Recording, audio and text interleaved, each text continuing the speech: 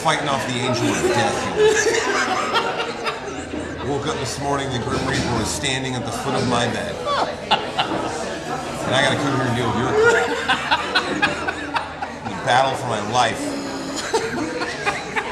Oh my goodness, well, you kind of do look like hell. Yeah. I'm aware. All right, we got one person. I guess that means we get the show started. Good morning, you guys. Good morning, Paul. Good to see you on here. Yeah, I got loud here. Wanaka. Put on your yarmulke. It's George Wanaka. Yes, Wanaka. Good morning, gentlemen. George Wanaka for City Council. There you go. What was that, 2021? We're Whatever. getting closer. Nathan, All years. good morning. All years. So, Jingle balls. Yes. good morning, Kelly. Good morning, Kelly. End of the decade. Gripe session next week. Oh, yes. Yes, I can't wait. Mr. Keeley, good to see you. This is Luke. I am Rory. That's our Facebook Live show. Good morning, Christina. I am the... Good morning. Good morning, Spencer. We are down here at the Electric Coffee House. Yeah. Electric Coffee House. Luke, you're watching. Thank you. I appreciate it. Yeah. Pulling double duty. Pulling any kind of duty right now. Oh my Really gosh. quite the feat. Y'all should be thankful for my presence right now. I'm just telling you right now, this morning before I got here, I freebased a whole bunch of airborne because I knew I was going to have to sit next to you for the next hour. Yes. Just rubbing it in the gun. Jeanette, good morning. Jessica, good No morning. idea. Shannon, Oh, good there she morning. is. Shannon, good There's to the one and see only. you.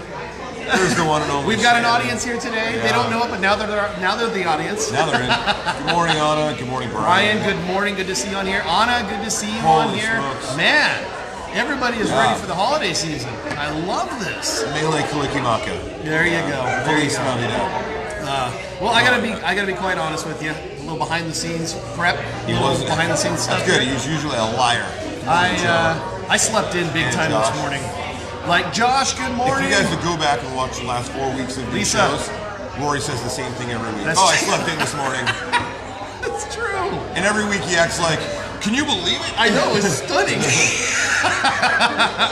We're on to you. Nick, good morning. Lisa, good morning. We're on to Look you. at all the people All on right. there this morning. Good morning, everybody. Merry Christmas. My Oh. goodness. Desiree, Bethany, good morning. Oh my Kathy. goodness. You know, we should just say hi to everybody this morning. I think Cheers. that can be the entire show right Yeah, there. that's fine. That's fine. My brain is clogged. Slacker, Dane, whatever, Dane. The Dane train. Whatever, Dane. You know, the thing is, I want to be a morning person. I do want to be a morning person. I just don't have a desire to be a morning person. That's the difference. I want to, I just can't. Not that I can't, I won't. Yeah, I was gonna say, it's not nothing to do with ability. It's Lord true. have mercy. If you really wanted to, yeah. See, no, that's okay, because she's on my favorites, so that message come through. Okay, well, that's good. Christy, you've made the favorites. That's right. Yeah. That's right. She made the cut. Adam, good morning. Good to see you, man. That's well, Quantrell's whole thing with his wife. yeah. His rule is that no matter what, night or day, he'll answer Joey, Susie, good to see you guys the phone. on here. He answers the phone if it's Jim. Like, he's like, dude, I could be meeting top secret meeting with the president, whatever. She calls. You're gonna have to wait on him. You're gonna have to hold Good him. man. He's out the door. It happens after 50. All of a sudden, I'm awake every day at 7:30. Okay, so I got 6 years. Or when you have kids, they need to be places. That's true. Yeah. That's true. I was mentioning that the other day. I'm like, yeah, you know, I don't really have to Good get up morning, early. He's like, dude, I went to bed at 3 and woke up at 5. Gotta get the kids everywhere. Yeah, see these bags? Susie says, Rory, I try to be a morning person too. I'm just not wired for it. Work a D play when it works for you. Work and play when it works for you. You know what? And that's kind of what this guy's told me too. And man, I just had my schedule. Are you telling me that I'm at fault for your irresponsibility? No. Far from it. No, I think what she's saying, what you're saying is I just need to be a little more less rigid on my schedule. Get things done. Yeah. Like I know a friend who makes a daily list, and it's only like 3 to 5 items, but on that list, those are things that have to get done. It doesn't matter what time of day, just have to get done. And maybe that's the approach I need to take a look at. Because here's the thing, when I know that I have to get up at a certain time, or I know that I have to do something at a certain time, Joey. I don't want to. Even though I know I need to. I don't want to. Like, if I need to be prospecting, James Dean over here. I'd rather be watching movies. Gym at 6 a.m. dominate the day. That's how Rory. That's why nothing gets done. Hey Rory, can you get this done for me? I could, but instead I'm gonna watch Die Hard. That's right, Die Hard. Okay. Which is not a Christmas movie. No. But you know, is it Cram out there thinks it's a Christmas movie? No. Prince William, Will Prince. Ah, okay. Yeah, it's not a Christmas movie. No. And thankfully, we're not talking about Christmas movies this year. You know, I totally forgot who won last year. Do you remember? No, it should have. I didn't remember until last night when I was making what I needed to make for the music one.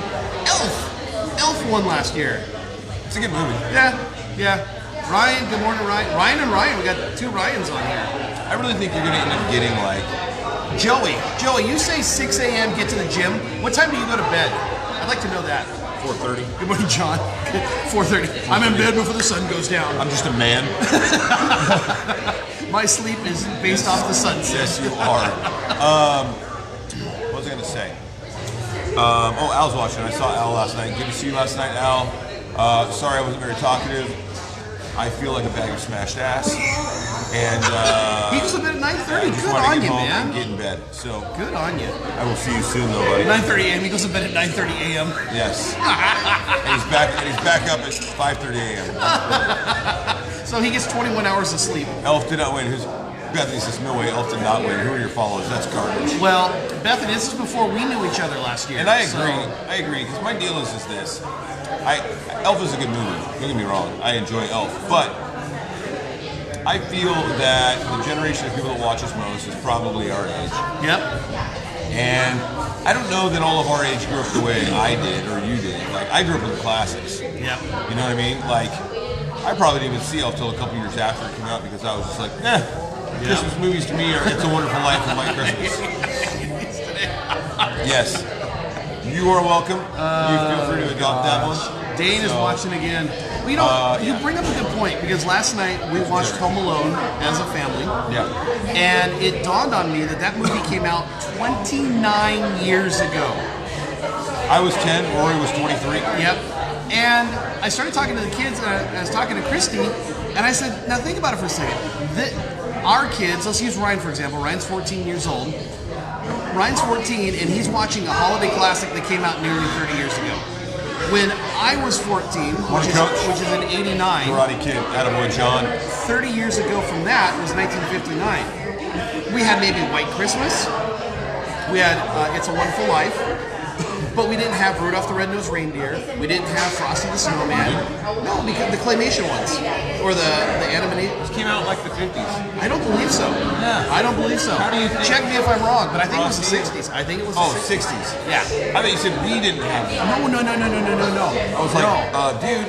No, I was just saying that if you go back 30 years from when we were 14, there's a ton of movies. I mean, you got the Home Alones, you got the Santa Clauses, you've got Elf, you've got all these movies.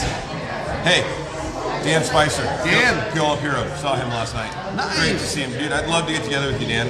Crack open a beer or whatever and just hang out. Get Dan on here. Get a little bit more time. I'd love to have Dan on. That'd be awesome to have you on here, Dan. I've seen Dan just go after some, be the security guard extraordinaire down there at Ferrucci getting after it. I love that guy. Good on you, man. Yeah. Good on you. Gordon, good morning. Good to see you, Yeah, man. you're getting on the show, man. Well, let's go ahead and transition this bad boy over to the 2019 Christmas Music Tournament. Oh, Laura's watching.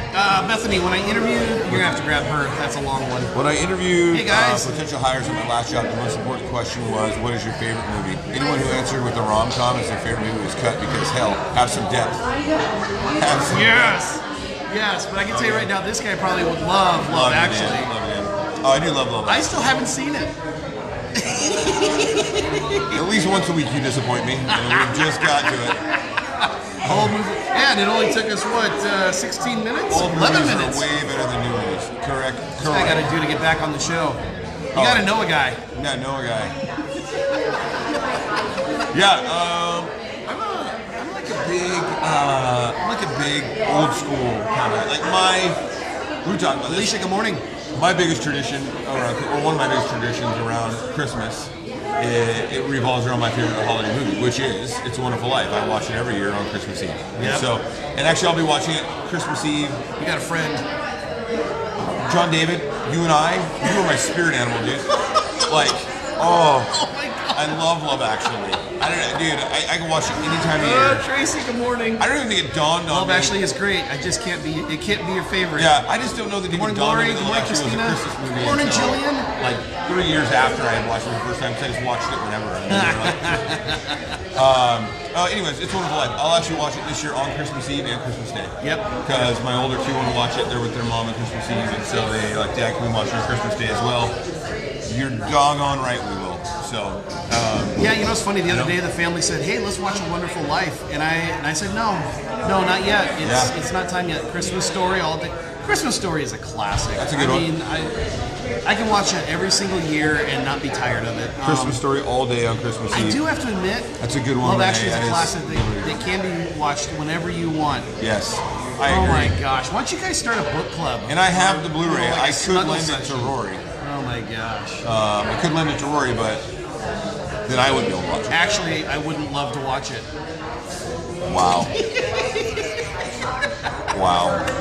This lame-ass dad joke brought to the fine folks at Tahoma Homes Northwest. And I say fine very loosely. Very loosely. Thank you. It's like saying gentleman. Gentle.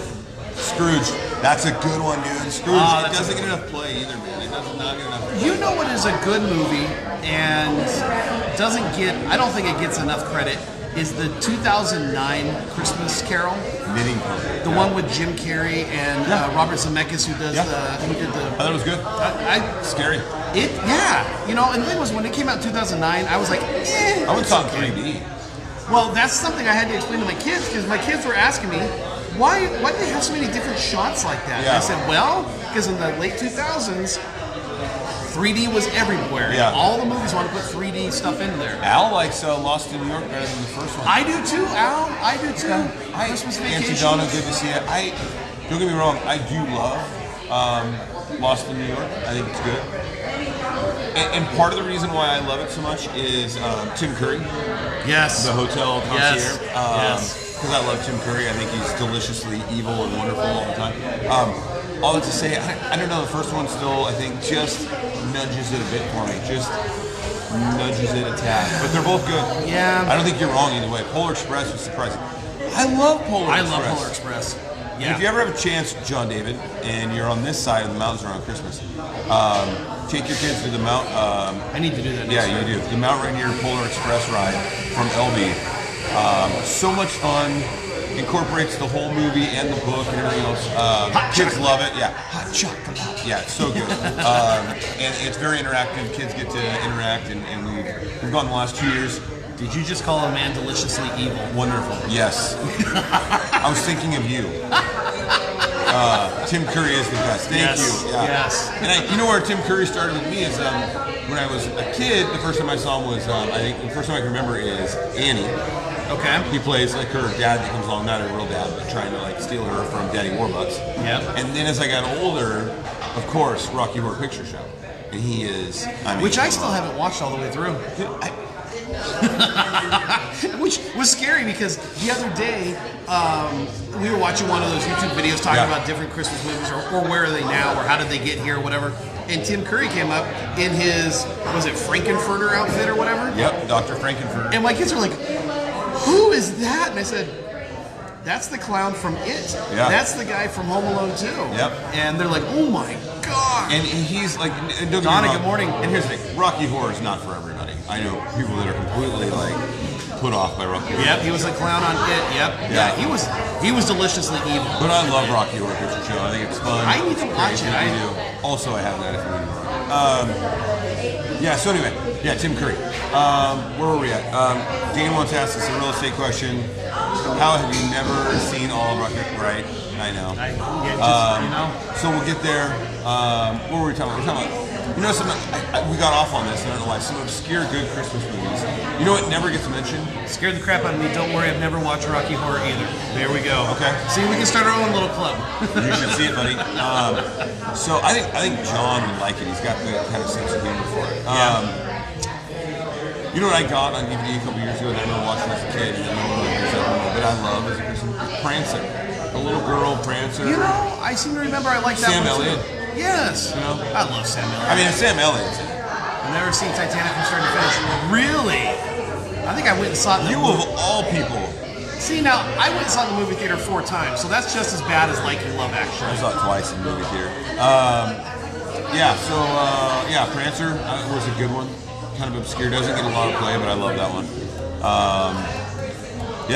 There's some good, you know. There's one I'm trying to think of right now that was really. Oh, you know what? We watched that new one, Noelle. So if you got Disney Watched it Plus, last night. Did you watch it last Yeah, night? Okay, it's cool. cute. And you know, if you are an extreme conservative, you're probably going to hate it. But if you're an open-minded person, it's entertaining. Or it's Rick. cute. It's hilarious. It's my boy there from SNL. Why am I not? Plays Santa. Plays Nick.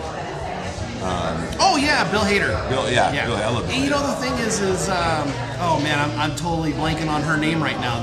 The main actress, Anna Kendrick. Yes, Anna Kendrick.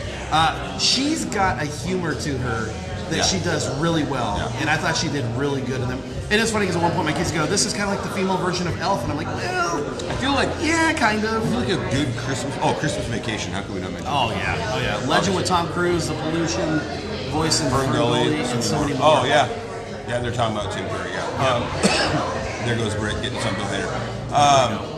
I feel like good Christmas movies only come out every once in a while. Like God knows that Hallmark puts like 87 of them out every year, and none of them are good. And it's only every few years that a good Christmas movie comes out, right? But last year we got Christmas Chronicles, which I thought was really good. With Kurt Russell. With Kurt Russell, yeah, I like that one. They're going to do a second one. It's in the works. And then, obviously, Noelle was pretty good. But it's not often that a great Christmas movie, one that like will stick. Right. I feel like Christmas Chronicles is going to stick. I don't know if Noelle will. It's cute. I don't know if it'll stick or not. I think Christmas Chronicles will. Yeah, I would agree with you on that. I think Noelle, it'll be there, but it'll be like, okay, there's nothing else on. Let's watch that one. Yeah, because there's certain ones that like you and I both know we watch every year. John. Oh boy. There's certain ones. I wish I could join. Okay. I wish I could join you in the stream today and talk about the impeachment. We'll get there. Rick. Probably. Snow Day, that was a good one. Rob, good to see you, Rob. Snow Day, yeah. Well, let's transition over to the Christmas music tournament because I told my wife this morning. That he's going to have plenty to share. We may have to alert the network censors to be on standby. Have the button ready. Have the button ready because this son of a is going to... Crab is on here. Good morning, Crab. So, Crab, I'll call you later. As you guys know, we had 32 songs. You guys have narrowed it down to the top 2 songs. One song from the Candy Cane region, which I know he's going to piss Simone about here in a second. It's beginning to look a lot like Christmas.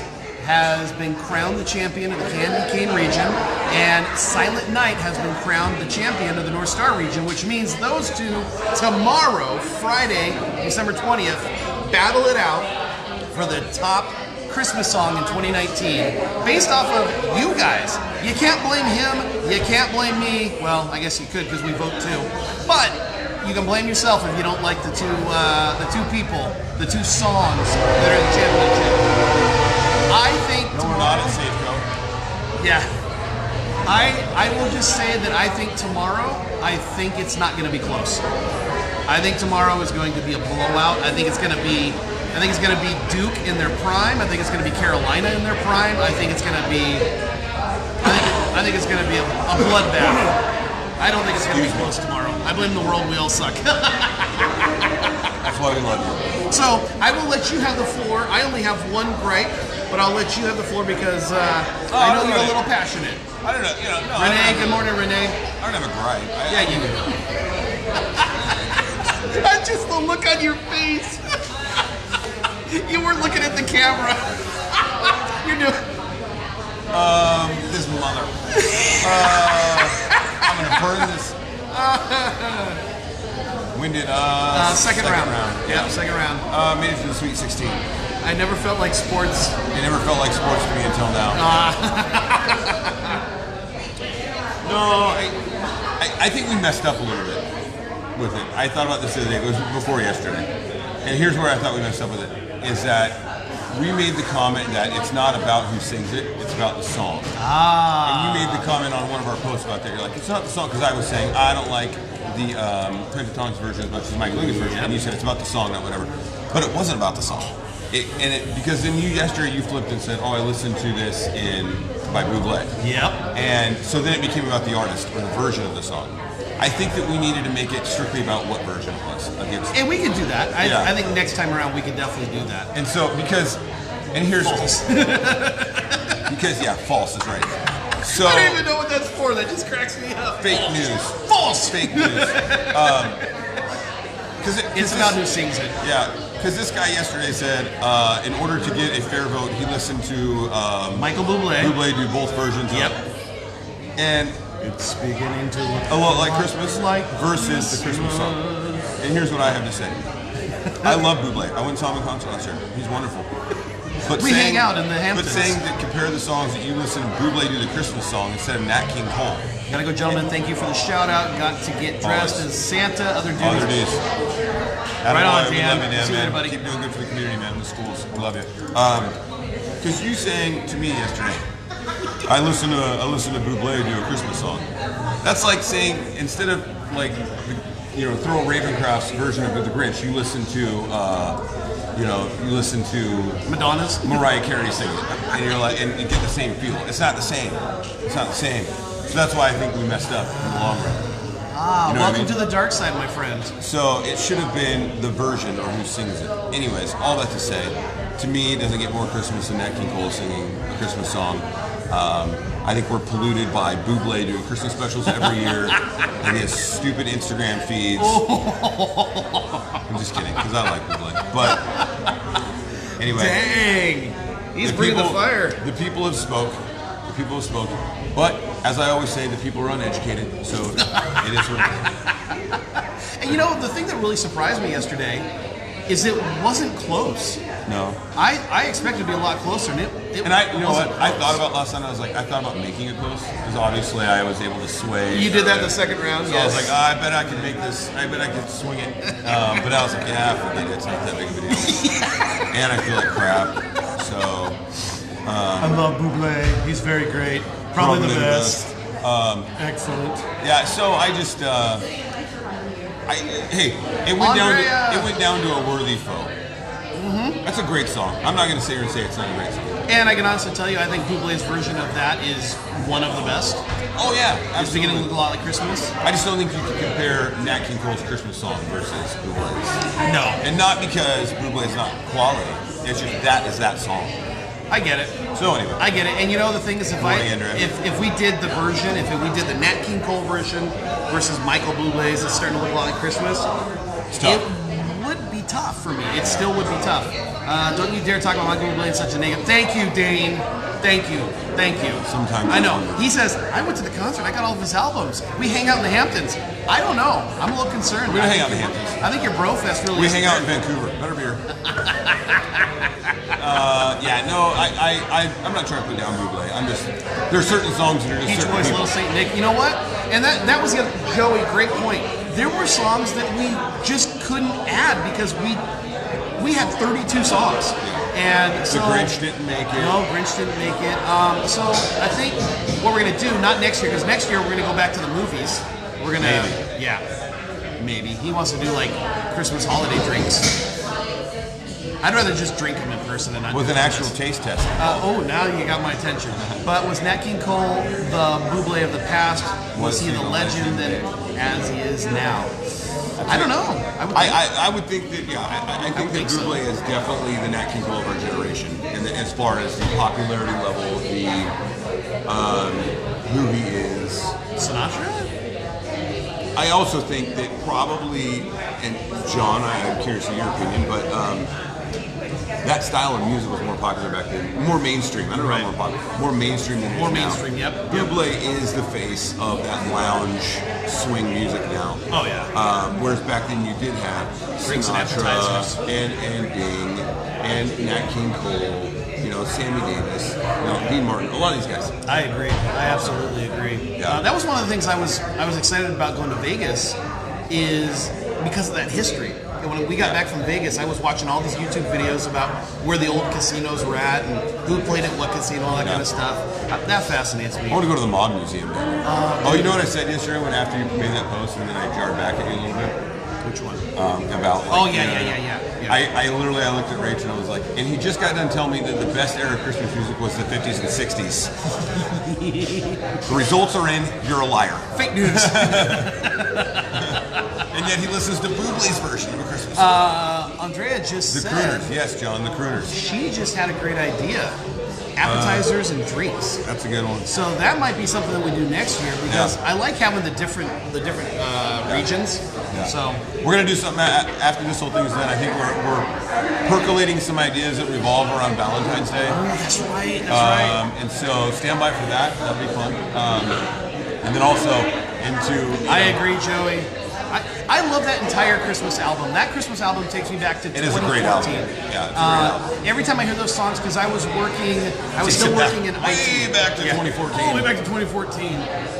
Yesterday. And it makes me think of that time, that era right there, right around November, December 2014. Yeah. There was a lot of things that were going on in the Pitts house, and so when I hear those songs, it kind of makes me smile. So I love that album a ton. It's a great album. My minor complaint is you people. That's right. You people. We just got fined. You people. We just got fined. I could just tell you right now that this Dude, caused me crazy. You're almost there. You're almost there, Andrea. That would be a good idea. Another half day. Because then we could do for the final contest. We could do taste off. Oh, have people show I up. like where your head's at. This actually we can actually do a one-day event where we ever bring all that in. Then you do a taste. Brother, I'm already there. It's already in the calendar. This actually caused a little bit of friction in the old Pitts house. Mary, did you know? Oh gosh, yeah. Now you people out there. You people. Here he goes. We just got fined again. You people out there who get on your high horse. Rebecca, good morning. Good morning. Get on your high horse and you say, "Of course she knew. Of course she knew." I disagree. Of course she knew. However, did she understand the magnitude of how he would change the world? That's the point of the song. I actually read something where this person was doing a dissertation about how it's possibly heretical, the song. I'm like, are you serious? Really? So you people out there, calm down. Yes, Mary did know because the angel announced it to her, but did she really understand the magnitude? That's why the song is powerful. I've said my piece. What does Rick say? Milk and cookies region, and frosty and snow region, or jingle bell region? We get some ideas going. I like this. I like this. You guys are already setting this up for next year. That whole thing around the song when people say that, I'm like, dude, just knock it off. Yes. You're just like trying to create problems. Enjoy the song. It's just the song to me is like one. Not only the question of like, yes, you knew, but did you understand what that meant or what all of that entailed, and how that would look playing out on the stage, on the world stage, and what it's meant in history. For whether you're a Christian or not, whether you believe in the religion or not, or God or not, like what it has meant to world religion, right? Right. It's changed the whole makeup of the world religion. So anyways, but on the flip side of that, good God, it's just about talking about the great things that Jesus did. Like, just enjoy the song. Let's take it down to a very micro level. When you found out that your ex-wife was pregnant with Maddie, you knew you were going to be a parent. No. I didn't. Yes. But you didn't understand the magnitude. What that feels like and what all that entails. And, the early mornings of driving people around for practice.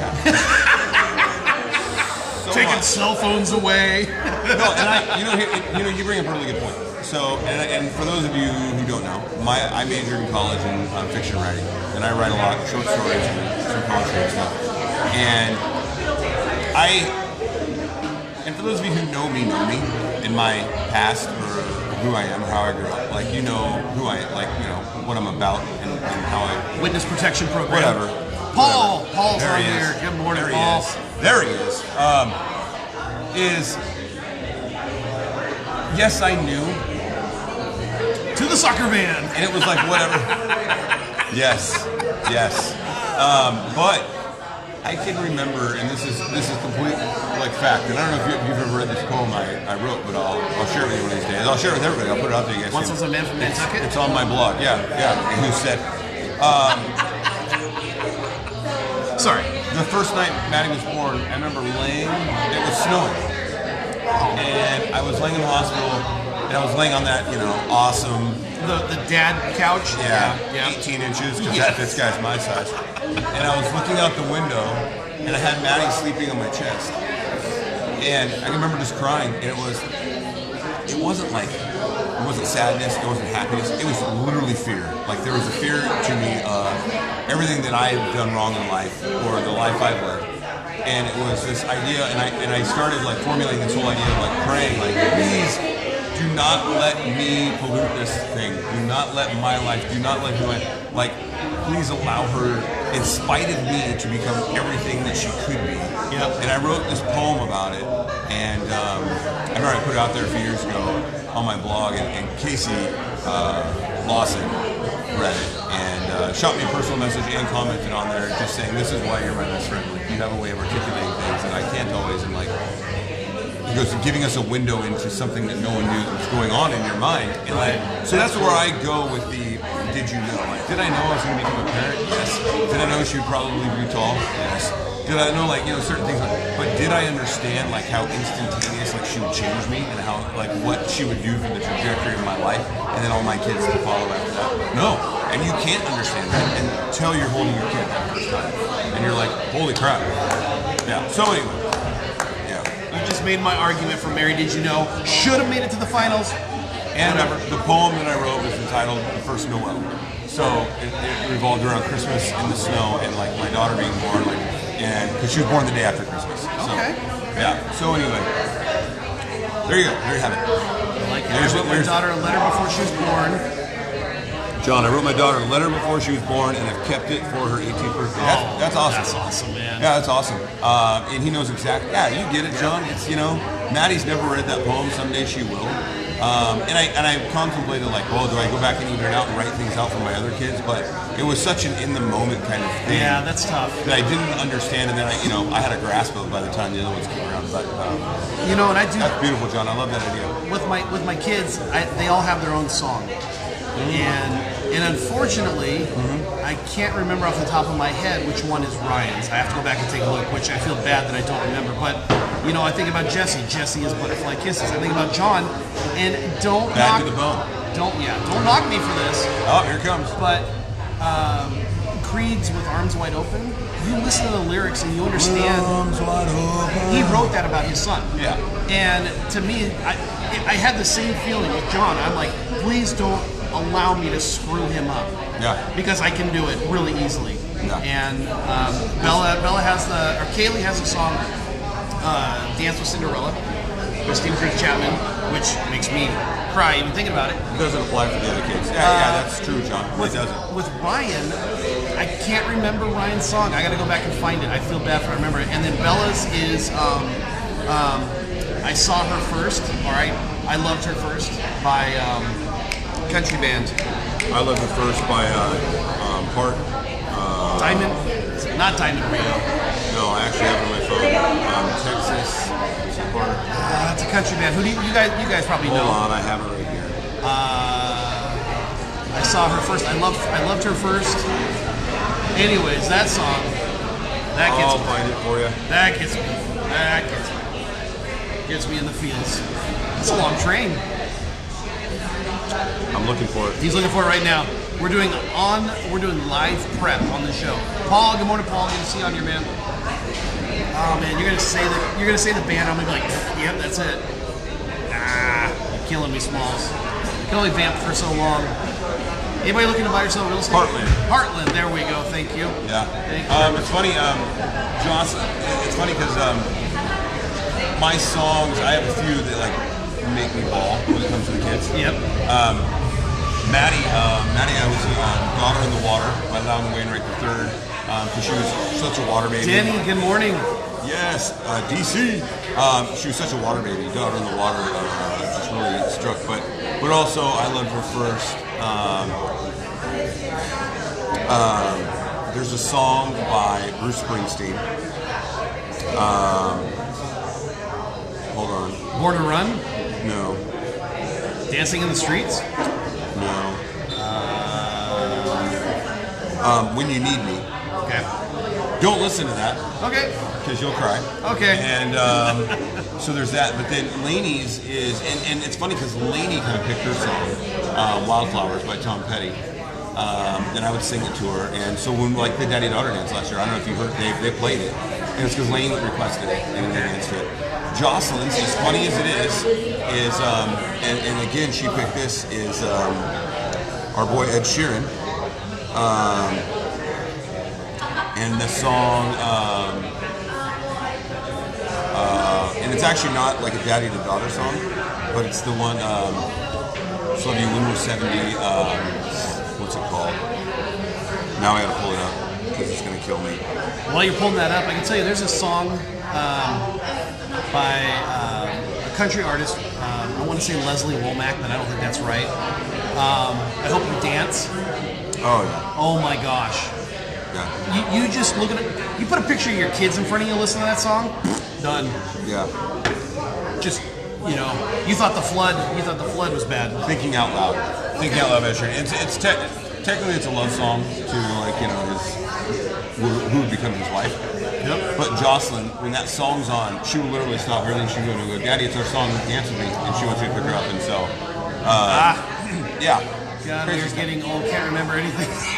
John, so God bless it. I walk into rooms, dude.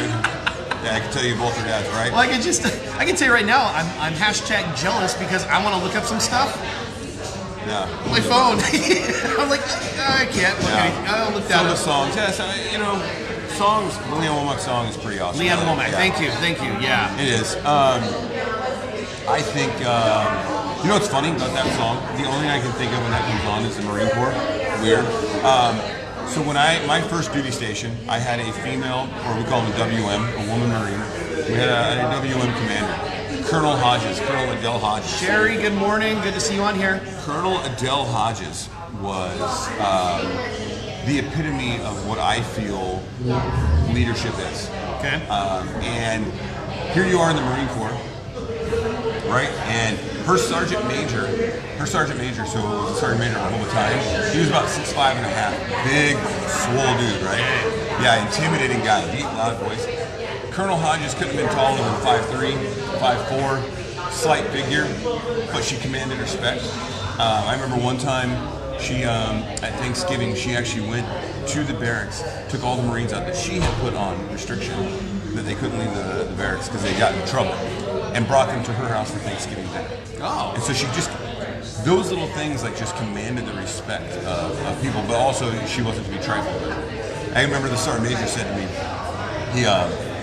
she goes, "Weaver, I need you to come out here. You're the tallest one in the battalion.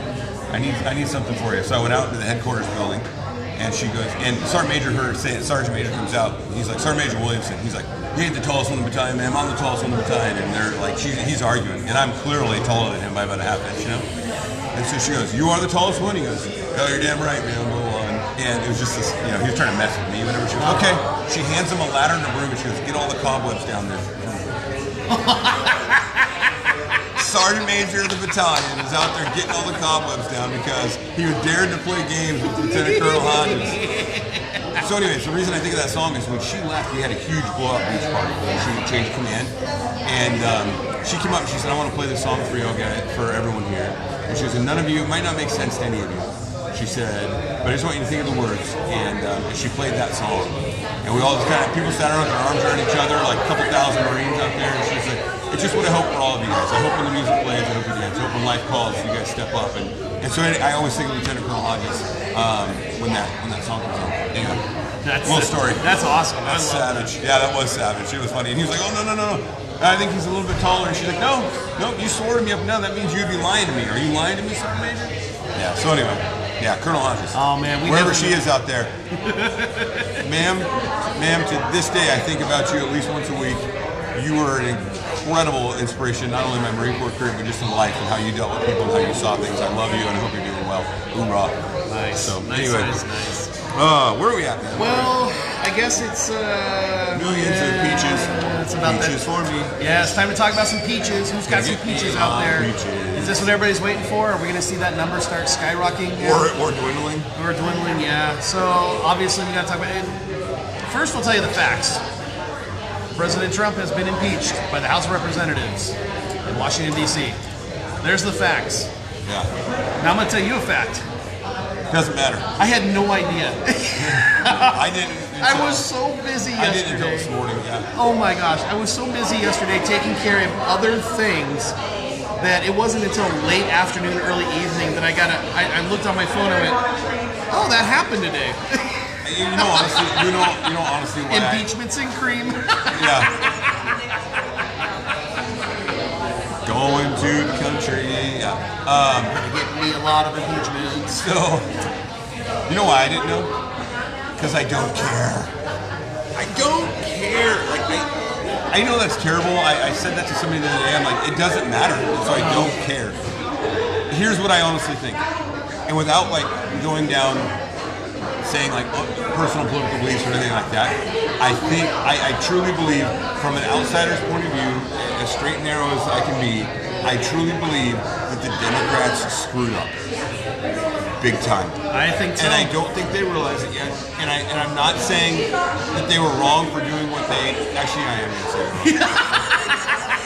And this isn't based on my own political beliefs.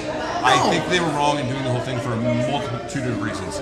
They knew, one, there was no way it was going to get past the Senate, so you're just wasting time, money, taxpayer dollars. You can, at best, the articles of impeachment against him were brittle, but they would. But yeah, that's my thing, Paul, and that's what I think is what's going to happen. At best, the articles of impeachment against him were brittle and were more out of spite, I felt, and that they knew that they could get by because they had the majority in the House. Good morning, Dave. And I mean, I actually heard two, and I'm not going to say who they were. But I heard two different Democratic politicians say it wasn't about impeachment, it was about trying to keep him out of being reelected. You screwed that up. And I think it's going to galvanize. Even yesterday, I read yesterday they came out with statistics saying that the majority of the American public, I think it was 55% of the American public did not feel that we should be running impeachment against him. And 57% of the American public didn't think that he had done anything enough to be impeached. So right there, we have the majority of the voting public saying they didn't agree with the impeachment, and regardless of where they stand politically, they didn't agree with the impeachment or felt that the charges against him were impeachable. Right. And so I think what they're going to end up doing in the long run, they're going to end up galvanizing a voting population. And he's just going to get reelected. Especially being is that the Democratic side doesn't have any solid contenders to unseat him. And so for those of you who don't like him, and I'm not saying you're wrong and I like him, I totally get it. What I'm saying is that I think that this was the worst case scenario for you. Yeah. I think this is really going to get dragged through the mud in the Senate. And they're going to end up with mud on their face. I think so. We've got a message on there. Rick says, so if you guys don't know, 1 week ago Nancy Pelosi said in interview they've been working on impeachment for 2.5 years. But the articles were written for an incident in June of 2019. How does 6 months equal 2.5 years? Yeah. John says, you create a bigger divide in this country, which in the end hurts. I agree. 100. Excuse me. And Paul says the impeachment was announced before the transcripts of the call were released. They just hate him. Yeah, and that's the thing is... Good morning, Aker. You can't impeach somebody for not liking them. No.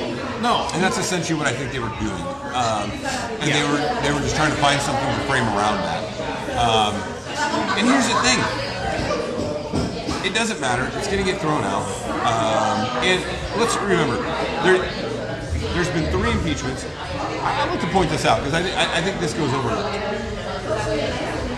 Yesterday, everyone who was so for the impeachment kept coming out saying, there's only been 3 impeachments in history, and he's one of them. Okay. Well, Johnson, Clinton, and Trump. but there's been 2 in the last 20 years, and I think that is a statement of our. That is a big statement to the state of our country right now.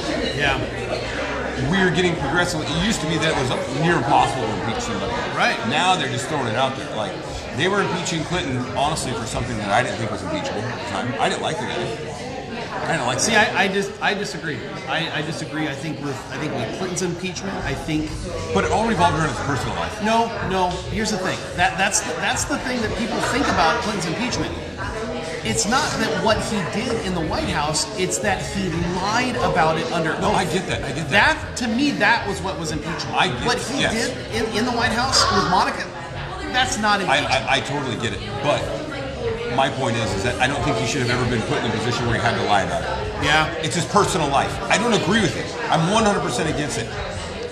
Yeah. And see, Paul agrees. And so I know he lied under oath, but he should have never been put in the position to have to lie about his personal life. There are some things that are personal. I don't think it was fair. Yeah, I agree, Rick. That's the thing. Yeah. He lied under oath. That's the problem. I totally get it. I just think that we put him in a position to have to lie because people didn't like him, because there was a whole thing. And I don't think that was fair. Yeah. Like, there are certain things that I've done in my life, or that you've done in your life, that we should not have to be put on a national stage, no matter who you are. That's why I'm not president. That's why I'm not running for president. And I'm not a Hillary fan, but she should not have had to have been her personal life with Bill and what they were dealing with, drug across the national stage for an impeachment proceedings. No, we can investigate rape, Paul, but it doesn't mean that it has to be drug across the whole thing. And I think the whole rape thing still, and I was only 19 at the time, was a bit blown out of proportion. Because even Monica never really said that it was a rape. She felt pressured, but never that it was rape against it. I think it got framed as that. Well, there's definitely pressure when it's the leader of the free world. Right. So there's pressure there. My whole point is this. We've gotten to a point where over the first 220 years or whatever of our country, we only had 1 impeachment, and now in 20 years we've had 2. I think we're going to start seeing this more often. I think it's going to be literally every 10 years we're going to have an impeachment. Well, and I'm really hoping that this generation, and I'm not picking on you millennials, I'm totally not picking on you guys, but there were so many people yesterday that were hooting and hollering saying, thank God the president's been impeached. You don't understand how this works. Yeah. He was impeached. Okay. It doesn't really matter. Do you understand that Republicans control the Senate? Do you understand that there has to be a 2/3 majority to yank him out of office? That's not going to happen. That's why this was all just a big waste of time. Now, here's the thing. If the Democrats controlled the House of Representatives and the Senate, I'm there eating popcorn watching this the entire time because there's something exciting going on here. But it's a waste of time. You're going to do all this stuff. You're going to reveal that the president is a shady person, which we all know. Not a big surprise there. You're going to waste all of this taxpayer time, so he won't get removed from office. And I get what you're saying, man. I get what you're saying, but if you screw around on your wife with a subordinate at work, should we put it on the news, or should that be between you and your wife? I don't know. Yeah, I get it. I mean, I get it. And don't get me wrong, our personal lives are not the level of the president, and I get that, and there's a certain amount that goes in. My personal belief, and look, I'll be the first time, I was not a Clinton fan. I wouldn't have voted for him. I didn't like the guy, really. To this day, I still think he's a bit of a slime. All that to say, I just don't think he should have been put in a position where he had been. Whatever. Well, but yeah. At the end of the day, he put himself in that position. Yeah, absolutely. He did, absolutely. So I just think we're getting to a point where people are trying to impeach people more often for things that aren't really. They're trying to trump up charges. Can I give millennials and some of you Generation Xers out there and some of you Zoomers out there, can I give you a little piece of advice? If you don't like President Donald Trump, vote his ass out of office in November. That's how you get rid of him. That's how you do it. Put a Democrat out there that we can all get excited about. I'm not excited about any of those people that are going to be on the stage. I think tonight, they're doing another debate tonight. I didn't even know. None of them inspire me. And so now as a voter, I'm getting put in this position again of between a sack of crap and a sack crap sandwich. I mean, it's just like, it's infuriating to me. Right. This impeachment process, I really hope this next generation does not use impeachment. It needs to be used for serious things. Are you telling me that the conversation that President Trump had with the Ukraine president over there was impeachable? I mean, how do you think crap gets done behind the scenes? I tell people It's that tit for we've tat. had this discussion before. Like I tell people all the time, like you don't want to know what the FBI and the CIA does behind closed doors. Oh You don't. gosh, no. You know, and you don't want to know what any one of our presidents, all 48 of them, have done behind the closed doors in order to get things done that they feel needs to be done. Okay, if you think that any of these people, weaponizing impeachment is a symptom of an eroding republic, and Paul, I know you, and I know that you know that our republic is eroding. Absolutely. Well, how many times do we hear democracy? Retire the boomers, just saying, I'm not against that. I'm not against that. Yeah, I've said it before and I've said it again. All great civilizations have fallen and had to be rebuilt at some point. And I think that we may be in the beginning stages of ours. I think so too. And I'm not saying that it's today or tomorrow or even in 25 years. I'm just saying we might be able to look back at this point in history and say that's when it began to fall apart. Oh yeah.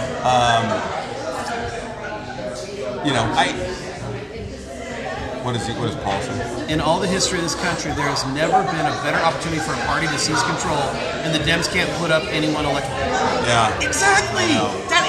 That's what drives me absolutely bananas I right think now. part of it is what harkens back to what John just said was retire the boomers. Is that no one on either side has really come out with a new.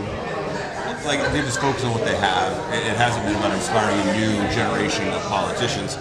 So once we know what is being done behind closed doors, perhaps we should start holding people to a standard. I disagree, and here's why, Ed. I'm really going to piss you off, and I know this. I'm sorry, bud. I know we grew up together. Your dad was my pastor for a good time. And we're having a conversation. And it's a conversation. We're having a conversation here. Coming from somebody who was in the military, whose life was on the line, whose life could be on the line in situations, and I had to hear people back home bitching about, well, we shouldn't torture for information. You can kiss my ass, because here's the deal: if you're saying we shouldn't torture for information, and that when my life and my comrades, people I fight next to's life is on the line, and their life and that person who has information is more important than getting it out of them so you can save American lives. Really? That's what's more important? The way the world works, Ed, and everyone else out there, is that the world doesn't play by the rules. No. They don't care about the Geneva Convention. You mean so there's not there's not orange slices and participation trophies out in the real world? No, they don't care. Son of a- They don't care about the Geneva Convention. lied They to. don't care about the Articles of Engagement, rules of engagement, none of them. And we always want to say, well, we should hold ourselves to a higher standard. I get it, and for the most part, but when it comes to American lives or needing the information, getting a veteran in that office, just saying, absolutely. When it comes to protecting American lives, American soldiers, American military, the American way of life, our freedoms, you do what you have to from time to time. Oh, there's Quantrill. Yeah, there he goes. There's Q. Yeah. You do what you have to from time to time. And for someone to sit around and tell me things like, oh, we shouldn't torture, or we should be better than that, whatever, and I got buddies like David there who's over there fighting and his life is on the line. No, I'm sorry, his life's more important to me than someone not like Sorry, Rick. Yeah, his life is more important to me than someone not wanting to be waterboarded. I don't care. You want to say, oh, but when we do know, shouldn't we change it? No, I would rather remain in bliss and let them keep us safe and keep our way of life going. That's how I roll. Rick, that's why you're sadly disappointed with life. Yeah, I know. Yeah. And Ed, here's the thing. I know that he's saying this out of love, and 100. And he's saying it from a perspective that he's lived, and you're sharing it from a perspective you lived. I get that, and it's tough. In a perfect world, and I can't wait to hear Paul say, but in a perfect world, yeah, we should be holding everybody to a higher standard. Yet there's going to be times where we're not going to know, or we're not going to want to know those things. And is it sad? Is it sad? Yes, it is sad. And shouldn't. That's why there's security clearances.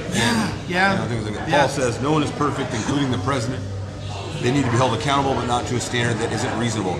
Although that's always been the way. Christ was perfect, and he was killed for it. Yeah, I mean, you're always going to find something, right? Yeah. And so, and I know Paul's not saying that Trump is Christ, so calm down, everybody. Yeah, that's coming. I don't know.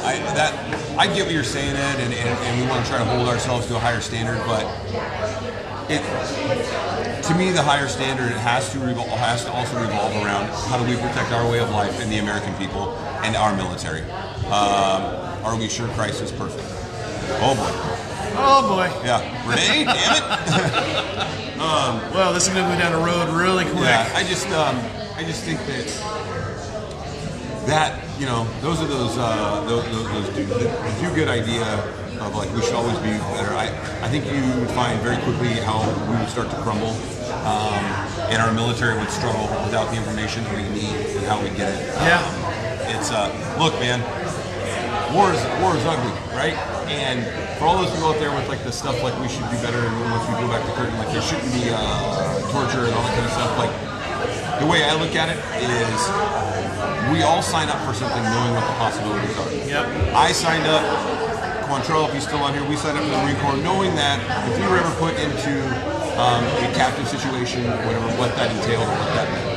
And people around the world, terrorists, you know, and you know, enemy organizations, they go into it knowing what that entails. Right. And putting themselves in that position. And for us to come out and try to be the nice guy all the time, I don't know. Yeah, so I mean, if we bring this back, let's bring this back to the impeachment thing. I think the bottom line is that the impeachment process has been a waste of time. I mean, I'm speaking for myself. I'll let him have the final word. I think the impeachment process has been a waste of time. We all know who President Trump is. We're not surprised by anything. So this entire impeachment process has been a waste of time. It's been a joke. I agree. I think it was John David said above. The Democrats have pissed away an opportunity to have a candidate go against the president, and I truly believe that this is going to embolden the right side. I think it's going to embolden the right side, and to a certain extent, some moderates and say, you know what? He survived this impeachment process, and it just shows that the economy's good, that he survived the impeachment process, that he's for America.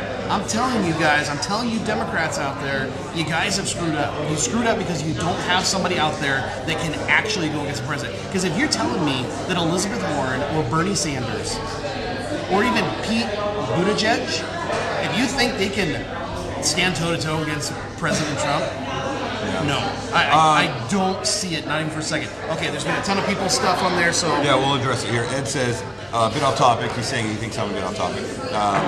I'm for sure not talking about warfare in our American way of life, but I get what you were saying. But if we were talking about noticing a president's violating norms, and is being public about it, then perhaps we need to step up and talk about it. I hear what you're saying, Ed. I guess what I'm saying is I think it all falls into the same category, just or the same scale, just where it's at on the scale. And also that lowering the bar for impeachment is a problem. It should be a last resort. I agree. Yes. I absolutely agree. And Paul, and that's coming from Carlson, who despises President Trump. Yeah, he's a never-Trumper. And what else we got there? So my point, Ed, my point, Ed, is that I think that all presidents violate what you or I may think of as the norms, but I think that they are the norms. We just don't see it. Yeah. And I don't know that it necessarily means that it's wrong or isn't part of literally everyday normal politics. Anyways, but yeah, we're good. We're good, Ed. I love you, buddy. Rick says the bottom line is that we have to take an objective look at what Trump has done for America before other countries that we've continually bailed out for decades. NATO has been a joke, and America always fits the bill. Who says this? Rick Ogren. I agree, Rick. Yeah, I agree. And I 100% agree with that. And it's, I think at some point, like whether we agree with it or not, I think you got to draw a hard line. I'm still waiting for the smoking gun. Oh wait! Don't say gun. Yeah. Don't say gun, please. Quantrell, they don't talk if you don't persuade them. We shouldn't torture the enemy, but what happens if we're captured? If they knew it was going to be wine and roses every time they got captured, they would just surrender all the time and then say nothing and get free room and board. We already said lowering the bar for impeachment is a problem. Yep. I agree, Ed. You got to get him off Twitter. If they aren't on Twitter, most of us, yeah. And I've said that since the beginning. I think you're 100% right, Ed. Yes. Like, if we get that guy to put down his phone, his Twitter account, I think like 75% of his problems go away. Oh yeah. John, even if the Dems controlled the Senate and would be convicted, that still leaves the nation divided. Yep. And I think that's way to circle it, man. I way to circle it there because I think that's the entire point. Is the nation has never been more divided. I really don't think. Granted, I'm only 39 years old, so I don't know. I can't speak for the entire history of our country. Well, okay, probably was more divided during the Civil War, but because it was literally divided. But in Victoria, in the political history of our country right now, at least in our lifetime, I don't think we've ever seen anything like this. I hope we can bring it back. And it's to nonsense. censor. It's absolute nonsense. Because if you stop for a second, let's look at all the people that are in this coffee shop right now. Yeah. Okay, there are people in here that have all different ranges of beliefs, all different ranges of backgrounds, different colors, different nationalities, and guess what? We're all getting along. I really Coffee think is the we've tie that got binds. to stop falling for the media's crap. Media is putting crap out there that we've got a segment of our population that are falling Vietnam, for. good one, Paul. Oh my gosh, it drives me nuts. I mean, seriously, I'm looking at all these people in here and I'm like, this is festive. These people are having a great time. They're having a great conversation. They're having a great conversation. They're talking over there. I mean, this is America, right? You know what I was This is going to, America. and I think, I don't know if Acres stuff, you got on earlier, I don't know, and Crab did, I don't know if they're still watching, but John, they don't, dude, and don't get me started on freaking term limits. Yeah. Because when I hear all these people complain about, oh, all these problems have been going on since Trump's president, bullcrap. You've been a representative or you've been a senator for nearly 2 or 3 decades. Yeah.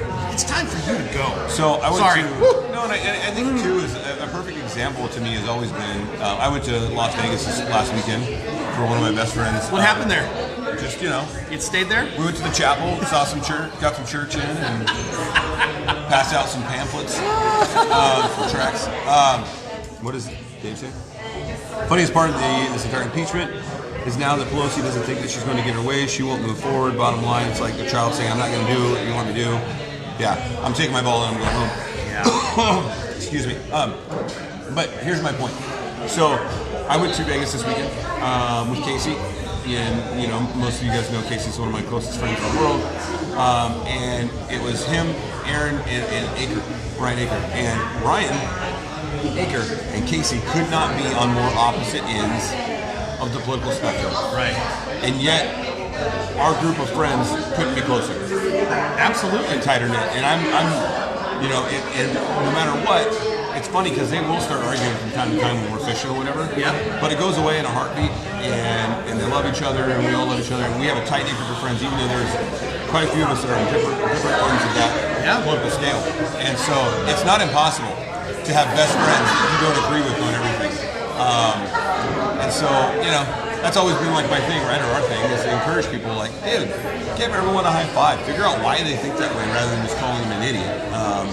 And we don't have the leadership in place Merry Christmas, Charles. in this country to show that example. Yep, I agree. And there's a We're like a tick off of just going full like North Korean parliament on it and start chucking shoes at each other. I know. It's crazy. Yeah. and it irritates me. Someone said the government doesn't necessarily represent us. Yeah, John. And I think you're right because I've got a friend who See you, John. Appreciate your input today, buddy. I met this person in 2015. They became a client in 2016. Helped them sell their house. Helped them buy a house. They are on the left side of the spectrum, and we are able to have conversations, and we actually have more in common than we don't. There's case. And to me, that is us. That is America. Is that we can see both sides of it. Now, it's the extremes. It's the extreme right and the extreme left. They drive me absolutely bananas. I've said that the entire time. If you're extreme left and you want just hardcore socialism, I got no place for you. If you want extreme right, and what is extreme right? Extreme right is dictatorship. I think so. Anyways, whatever extreme right is, I don't want that either. I want America. And can America be better? Yes, America can be better. We can look at our history. It's clear as day that it can be better. Yeah. But I really, at the end of the day, I think the media is looking for sensationalism. And if you jump on the first media story and get all excited and hot and bothered, stop. Look at a second story. Look at a third story. Get some perspective, and don't watch Fox News all the time. Don't watch CNN all the time. Mix it up. Yeah. And I know I did that. I think a year ago or 2 years ago when the president had the State of the Union. I watched Fox and then I watched CNN, and it was nice to see the two perspectives, and I was able to find what really happened in the middle there. So okay, I think we've. It says basically she has until January to turn over the articles. Oh, okay. So it said leave the matter in limbo until early January, dealing with start of the trial for an unknown period of time. So we're going to send it. So far, we haven't sent it. Louder. It's funny that she says she won't send it. Change my mind. So funny, she says she won't send it over until she thinks that it'll get a fair trial. Isn't that the procedure? Yeah. Aren't you supposed to send it over to the Senate? Come on. Yeah. Can we retire some of these people? Says it's not all clear that Pelosi holds much leverage over Senator Mitch McConnell, Republican of Kentucky, who's the majority leader and has broad power to determine the contours of the trial. An advisor to Mr. McConnell, Josh Holmes, signaled the majority leader was in no rush to try the president for impeachment offenses, writing on Twitter, might be the greatest compliment McConnell has ever received. Yeah, they can't. It's a waste of time. Yeah, I guess the answer to the question there is they can't hold it until after elections, if that's what you're thinking. So, anywho. All right. She wants it to be fair. I know. So that's cute. All right. What was the last thing? Story. I just think it was a waste of time. What was the last thing we were talking? Oh, I know you don't. We're going to completely shift gears. Like we're going to take the car and go. Yeah. Are you a Star Wars fan? I'm not hanging outside movie theaters, so that's what we're. Here's what spoiled it for me. Oh boy. The first Star Wars came out in 1977. I came out in 1980. So you missed the preview? Yeah. At the height of. But you came out when Empire Strikes Back came out, yes, so yes. says a lot about you. Yeah. And here's the thing. I agree, Donna. And here's the thing.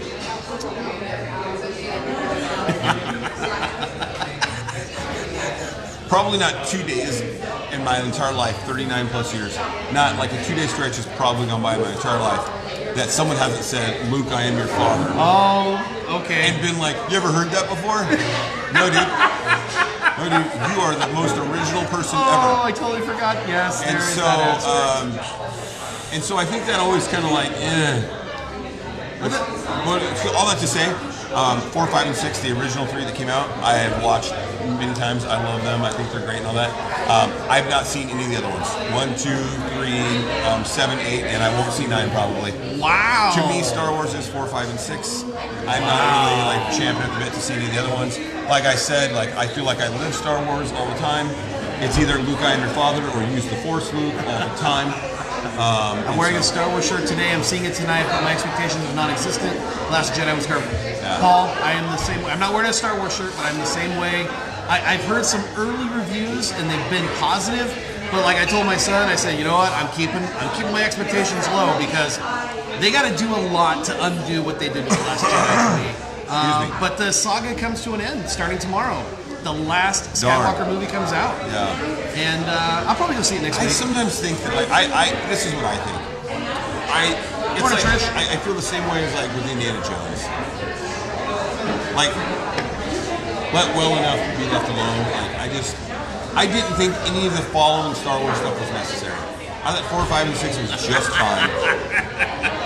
I like when idiots tell us that we are tall. No, I know.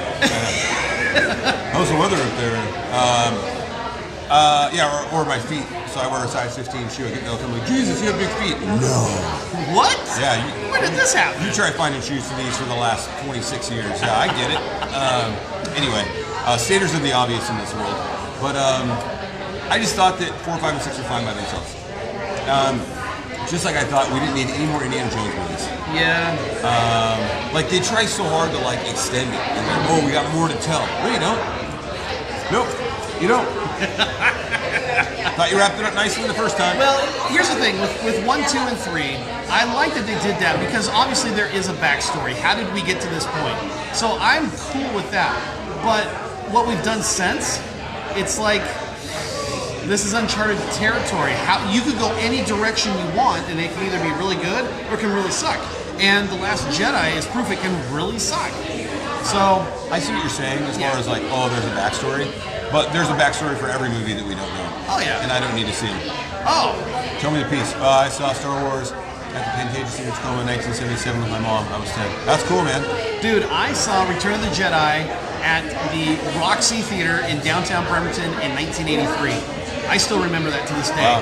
That was fun. 6'1" is a woman, one is a son. Dude, I got a daughter that's 6'1". I get it. She gets it all the time. She's I liked 13. Rogue One, Rick. I liked Rogue One. I didn't think it was great, but I thought it was a good story. I did like Rogue One.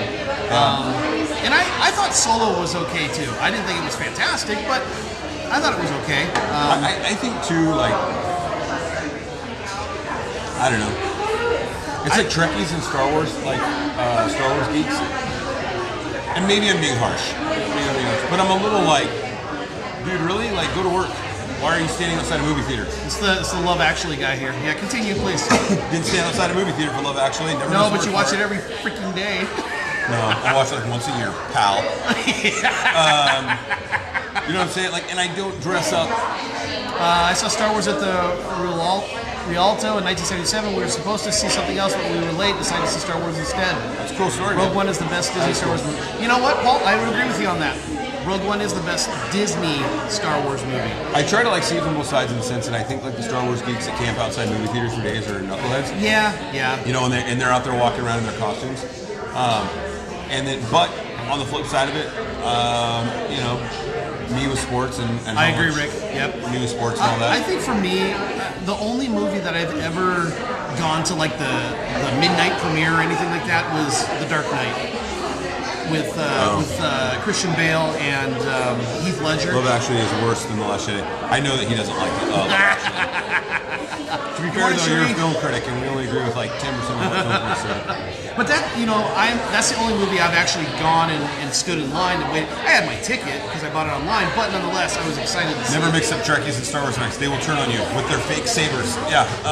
Sabers? Yeah. Whatever, jackass. You don't even know. To the bridge. Oh wait, there's no bridge. Can we boot him off the show? Beam me up. You're still here, dude. Yeah.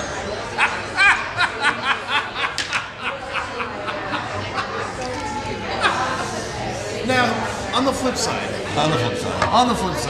I do like some of the movies that they're trying to come out with. And it's a little. I stood in line for 5 hours to see Temple of Doom. Facepalm. Did you ever see Logan? Yeah. So you saw Logan. It was a rated R comic book movie. Yep. And I watched it about 7 or 8 months ago at home. I was just like flipping through it. It was on. I was like, oh, I'm gonna watch it. That was pretty good. Pretty good.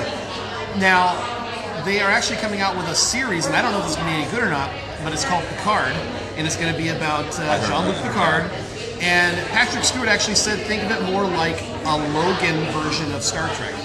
And I thought, okay, I'll give it a shot here. Okay. Because on one hand, I'm kind of like, Jean-Luc, you're like in the nursing home, Captain. Which is kind of funny, right? Because he bleeds over. Because he's Jean-Luc Picard, but he's also Dr. X. Yeah. Professor X. Professor X, Dr. yeah, X. sorry. What the frick is wrong with you? Sorry. But you'll tell me every line of Love Actually is worse than A Christmas Story. Both are worse than The Last Jedi. Here goes Paul. All right, Paul. You know what, Paul? I was on the same page as you for a moment there. Yeah. So anyways, the final Skywalker, the Rise of Skywalker, whatever. Love it, Rick. We'll see you soon. Thank you, Rick. Thanks for participating today, man. Yeah. Really loved it. That comes out tomorrow. And then next week, jolly old St. Nick. Oh, look at that, Paul. Look at that. Uh-huh. Can't do it, so yeah. You're special. The mama said. Yeah. Crap. Speaking of, today, December 19th, in 1952, a beautiful red-haired woman was born that would someday give birth to this amazing piece of wonderfulness you see in front of you. Happy birthday, Mama. I love you. Mama. I hope you have a wonderful day, and I just might see you later. Well, if we're throwing birthday shout-outs, and I got to give a big shout-out to my baby girl, my beautiful Bella. Tomorrow she turns 12 years old. You guys have been celebrating her birthday since like October. I thought she's had her birthday like eight times. No, that's how Bella rolls. She's already started planning her 13th birthday. That's how she rolls. I literally thought she's been 12 for like 2 months now. So she officially is 12 tomorrow. And yesterday. And yesterday, yep. Was your mom's birthday? My mom's birthday was yesterday. And how old was she? if I got the math correctly, I believe she was going to be 62, which really. What, did she have you when she was 12? But she was young. Because my mom's 5 years older than that. I'm 5 years younger than you. Yeah, she was born in 57. Yeah? Yeah, she was born in 57, so I believe my math is correct. It's 62. Man. Yeah. Christmas Chronicles, my second favorite Christmas movie. Christmas Chronicles blew me away. I did not expect that movie to be good. I thought it was going to be garbage, and it was actually really good. Yeah. So, but I'm still trying to figure out whether it was really good or I just have a man crush on Kurt Russell. Yes, I think the answer is yes. Yeah. So, Mom, miss you a ton. I know you're not watching Facebook Live. I don't know why I'm like, hey, Mom. She might be words everywhere. Yeah. But it's funny. I talk to my brother and my sister every once in a while about Mom, and we just continually look at each other and go, could you imagine if Mom was on social media? And we're like, no. Captain Obvious here. I'm in real estate, so I got to be on social media. Got to get the word out, all that kind of stuff. My mom would actually make me rethink being on social media if she was still alive today. My mom was the woman that would send out the chain emails.